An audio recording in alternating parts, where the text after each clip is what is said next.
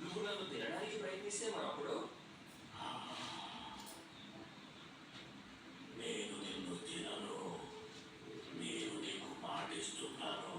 కానీ ఈ ముళ్ళు మాత్రం తీసేయి. నాకు బాగా నొప్పిగా ఉంది. సింహం ఇచ్చిన మాట విని రాజకుమారుడు ఇంద్ర దానికి సహాయం చేస్తాడు. ఆ, కానీ అతను మొయ్యిని లాగినప్పుడు సింహం చాలా గట్టిగా గర్జిస్తుంది. ఆడసింహం ఎదురు మీద దాడి చేయడానికి సిద్ధంగా ఉన్న సమయంలో ఇతను నాకు సహాయం చేశాడు. ఇతను శత్రువు కాదు. ఇతను నా కాలికి గుచ్చుకున్న ముళ్ళు తీశాడు.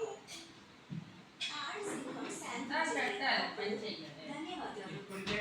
చాలా మంచివాడు. మీరు ఎప్పుడైనా మీకు సహాయం చేయగలిగితే అది మా అదృష్టంగా భావిస్తాను. రాజకుమారుడు ఇంద్ర తన ప్రయాణం కొనసాగించాడు. అతని రేయి పగలు ప్రయాణం చేస్తూనే ఉన్నాడు.